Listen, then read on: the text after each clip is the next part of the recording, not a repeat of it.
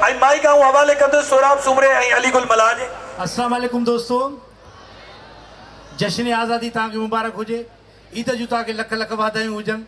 माशाअल्लाह, अल्लाह साईं तव्हांखे ख़ुशि रखे। गोश्त खाई तव्हांजो मुंहुं पाॾे जहिड़ो थी वियो आहे। अल्लाह से हयाती दे। में हाणे हाणे पहुता आहियूं असां, छो जो 14 अगस्त जूं जेके जश्न आज़ादी जूं इहे तक़रीबात शुरू थी चुकियूं आहिनि। हाणे हाणे पहुता आहियूं असां ऐं सजाद मेमण साहिब असांजो नालो अनाउंस करे छॾियो।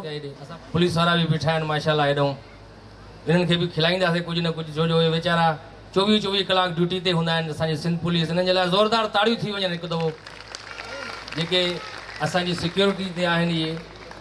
ऐं माशाअल्लाह अॼु पाकिस्तान जी आज़ादीअ जो ॾींहुं आहे, 72वीं सालगिरह बि आहे पाकिस्तान जी, सम्झो।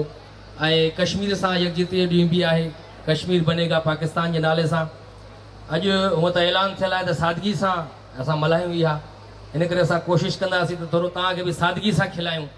तव्हां बि थोरो अंदर में खिलजो, अंदरां खिलजो।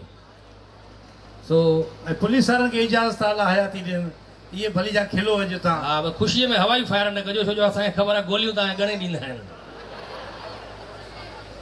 त थोरी देरि खां पोइ वरी अचूं था अलीगुल। हा, हे साईं जेको आहे न माशाअल्लाह 2 दफ़ा शहीद थियो आहे पुलिस वारो। हीउ जेको ओरिया कुंडा वारो बीठो, हा 3-4 दफ़ा गोली लॻी आहे हिनखे। हा बिल्कुलु, पोइ बि बीठो पोइ बि आहे। ज़िंदा बीठो आहे, ॾिसो। इहे थी शहीद। हा, शहीद मरंदा न आहिनि न कॾहिं। न बिल्कुलु कॾहिं बि न। जी, हिकु दफ़ो माशाअल्लाह। हे मौलवी साहब हिकिड़ो मिंट फोटो कढे थो। हिकिड़ो मिंट था फोटो कढी वठो। हीउ तक़रीबन मिलादनि में वेंदो आहे फोटो कढणु। अॼु जश्न आज़ादी जे प्रोग्राम में आयो आहे। ऐं हेॾां हिकिड़ो अलण फ़क़ीर जो फोटो कापी बि वेठो आहे। हेॾो कुझु अलण फ़क़ीर जी फोटो स्टेट कापी कराया आहे माशाअल्लाह। हे पटके जो ख़्यालु कजो, हे ड्रोन कैमरा बि हले थी, हेॾां अटकी न पए हिन में अची। हेॾां आदियूं भेनरियूं बि असांजूं वेठियूं आहिनि अॼु माशाअल्लाह। तमामु वॾे तादाद में भेनरियूं आयूं आहिनि, लेडीज़, ख़ासि करे अॼोके ॾींहं ते, छो जो इन्हनि खे घटि मौक़ो मिलंदो आहे ॿाहिरि निकिरण जो ऐं अहिड़ा प्रोग्राम ॾिसण जो। त असां चाहींदासीं त हिकु दफ़ो ज़ोरदार ताड़ियूं थी वञनि भेनरियूं तव्हांजे तरफ़ां। ऐं हीउ जेको प्रोग्राम करायो आहे डिप्टी कमिश्नर साहब, उन्हनि जी वॾी महिरबानी जो असांखे ॿीहर बि यादि कयो उन्हनि। गुज़िरियल 23 मार्च ते बि प्रोग्राम कयोसीं, हिते असां ॾाढो प्यारु मिलियो, ॾाढी मोहबत मिली। ऐं हिकिड़ो मुख़्तियार कार साहिब बि हुयो न जेको। हा साईं,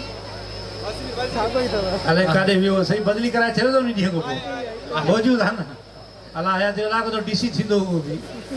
उन अॻु में ई चई छॾियो, हाणे मुंहिंजो थोरो टारो कजो मूं ॾांहुं, मुंहिंजो नालो न खणिजो। माना इहो ॿुधाए असांखे त मुंहिंजो नालो ज़रूरु खणिजो।